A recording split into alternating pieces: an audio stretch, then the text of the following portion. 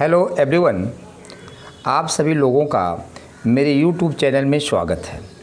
आज का जो ये लेक्चर है वह है द डाउरी प्रोहिबिशन एक्ट 1961 यानी कि दहेज प्रतिषेध अधिनियम 1961 के बारे में है। तो अब इस एक्ट में विशेषतः उन लोगों के लिए फ़ायदेमंद है जो लोग बिहार एपीओ का मेंस एग्ज़ाम देने वाले हैं या जिनको झारखंड एपीओ का एग्ज़ाम देना है, ठीक है, या ऐसे लोग हैं जो डीपी एक्ट के बारे में इंटरेस्ट रखते हैं, उनके लिए ये एक्ट बहुत ही महत्वपूर्ण है।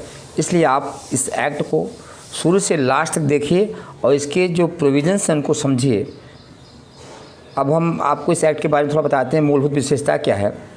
देखिए, ये बहुत ही छोटा सा एक्ट है क्योंकि इसमें टोटल जो है, इसमें कुल मिला करके टोटल 10 सेक्शंस हैं, यानी कि 10 धाराएं हैं टोटल, ठीक है।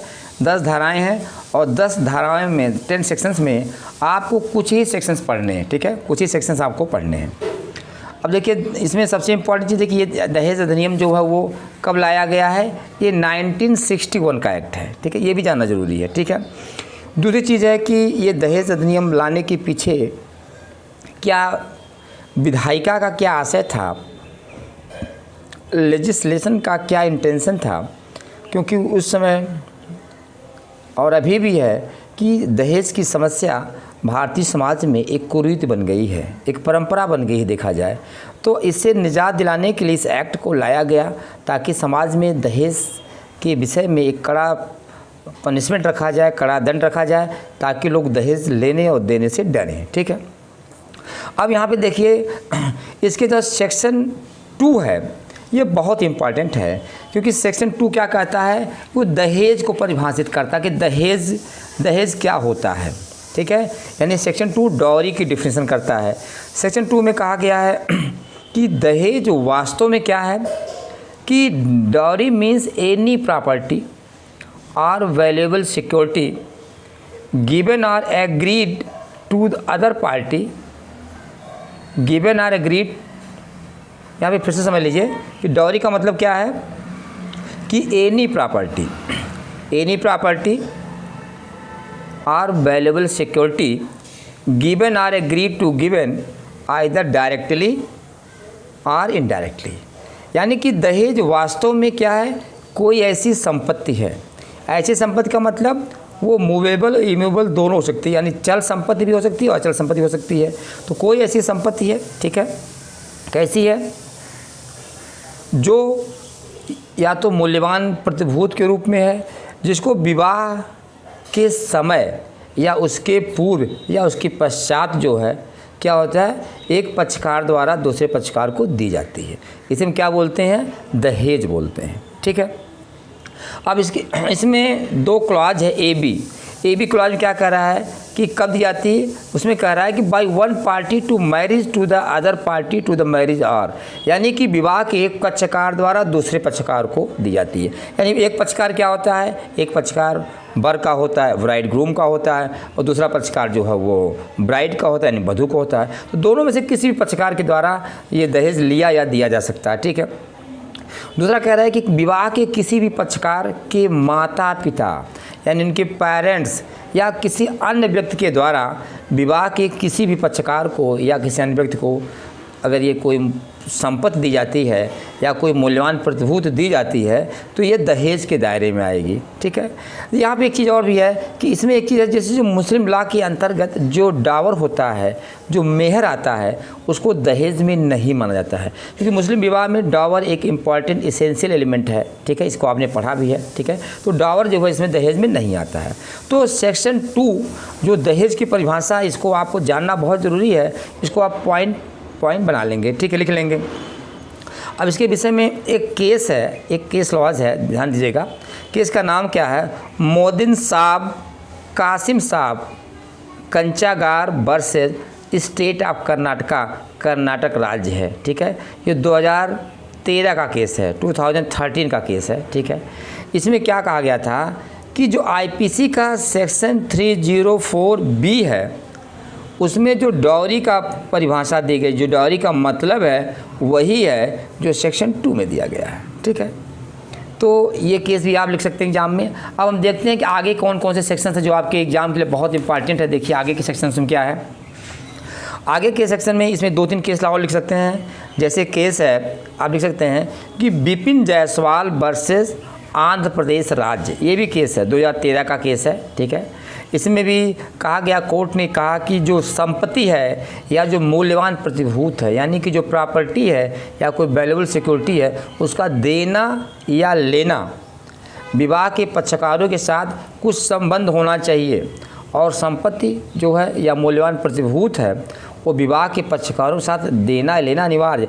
यानी विवाह के कोई पक्षकार या वर हों या वधू हों, या वर के माता पिता हों या वधू के माता पिता हों, या वर के कोई रिश्तेदार हों या वधू के रिश्तेदार हों, उनके द्वारा दूसरे पक्षकार को जो भी संपत्ति या प्रतिभूत दी जाती है वो दहेज कहलाती है। तो ये केस ला आप इसको देख सकते हैं, ठीक है। अब प्रश्न है कि अगर कोई दहेज लेता है या देता है उसके लिए क्या पेनाल्टी, क्या शास्ति है। तो सेक्शन 3 में दे रहा है कि penalty for giving or taking dowry, यानी कि दहेज देने और लेने के विषय में क्या शास्ति है। तो दहेज लेने और देने के विषय में जो शास्ति हुए है कि वह दे रहा है कि दहेज लेना, अगर कोई दहेज क्या करता है, देता है या लेता है, या दहेज लेने और देने के लिए इंड्यूस करता है, दुष्प्रेरित करता है, ठीक है, एबेट करता है, तो वह उसकी जो कारावास है, जो उसकी सज़ा है वो कितनी होगी, कम से कम 5 वर्ष से कम नहीं होगी, यानी 5 वर्ष की मिनिमम कारावास होगी, ठीक है। और जो 15,000 रुपये के मूल्य तक हो सकती है, ध्यान दीजिएगा, और 15,000 रुपये का फाइन भी लगेगा, ध्यान दीजिएगा, या दहेज की रकम तक, जो दहेज की रकम है उतना मूल्य तक उसको क्या हो सकता है, वो जुर्माना उसको देना पड़ सकता है। तो इसमें सज़ा क्या, 5 वर्ष से कम सज़ा नहीं होगी, 15,000 रुपये जुर्माना तक होगा, या दहेज के मूल्य तक का जुर्माना जो है वो न्यायालय इम्पोज कर सकता है, अधिरोपित कर सकता है, ठीक है। लेकिन अगर न्यायालय 5 वर्ष से कम सज़ा देना चाहता है तो उसको इसका कारण, इसका रीज़न रिकॉर्ड करना पड़ेगा, अवलिखित करना पड़ेगा। ये सेक्शन 3 में है। तो सेक्शन 2 के साथ सेक्शन 2 को आप 3 को कनेक्ट कर सकते हैं। ये बहुत इंपॉर्टेंट है क्योंकि सेक्शन 1, 2 और 3 से दोनों क्वेश्चन आ सकते हैं। अब देखिए यहाँ पे एक चीज़ और दे रहा है कि सेक्शन 3 का जो क्लास दूसरा है वो क्या कह रहा है। देखिए सेक्शन 2 का क्लास दूसरा यहाँ पर क्या कह रहा है। अब कह रहा है कि प्रश्न ये है कि इसके 3 के क्लास 2 में एक दी गई है कि कैसे दहेज को उसमें किया जाएगा, ठीक है।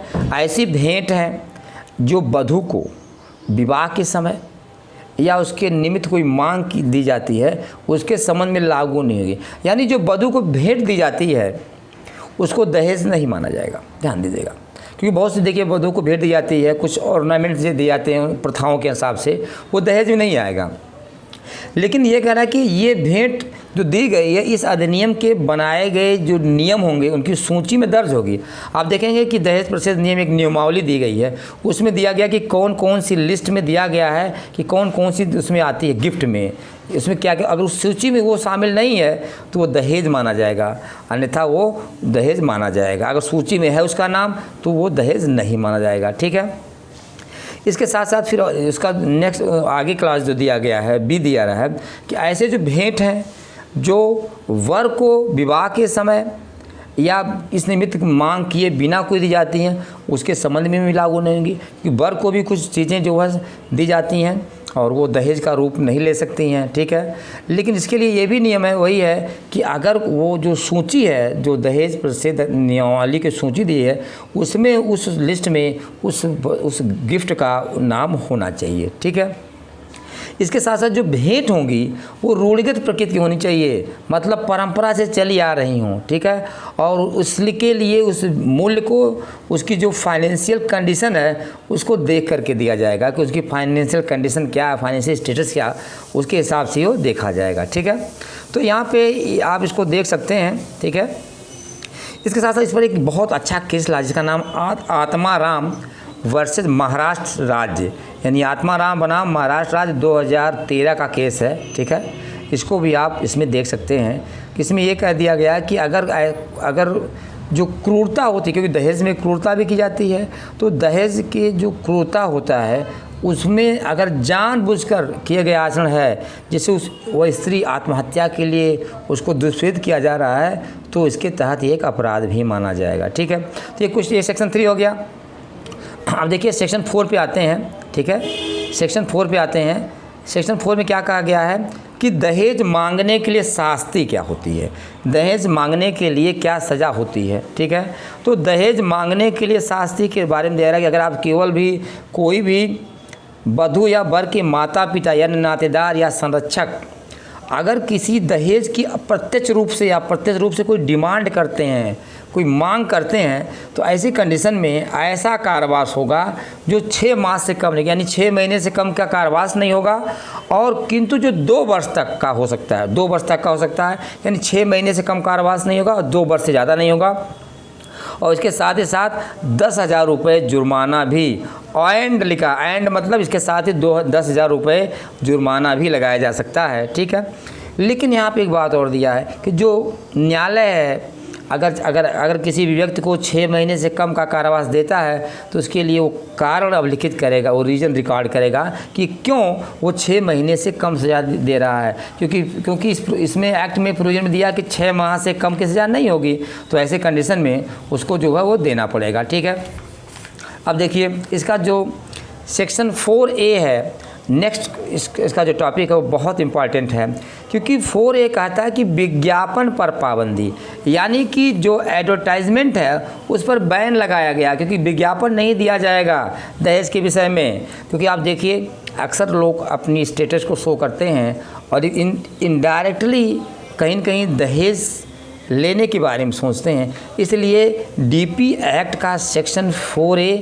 इस प्रकार के किसी भी एडवर्टाइजमेंट को, किसी भी विज्ञापन को बैन करता है, पाबंदी लगाता है। ठीक है, इसमें कह रहा है कि अगर कोई भी व्यक्ति अपने पुत्र या पुत्री के लिए, अपना सन है या डॉटर है या किसी अन्य रिलेटिव है, उसके विवाह के लिए कंसिडरेशन के रूप में, प्रतिफल के रूप में किसी समाचार पत्र में, न्यूज़पेपर में, किसी मैगज़ीन में, किसी जर्नल में या किसी ऐसी चीज़ में जिसमें संपत्ति या किसी धन के या किसी कारोबार के रूप में प्रस्थापना करता है, प्रपोजल करता है, या इसके बारे में कोई पब्लिश करता है, मुद्रित करता है या पब्लिश करवाता है, तो ऐसी कंडीशन में उस व्यक्ति को 6 माह से कम का कारावास नहीं होगा, 6 महीने से कम का इम्प्रिजमेंट नहीं होगा, ध्यान दीजिए, कारावास नहीं होगा।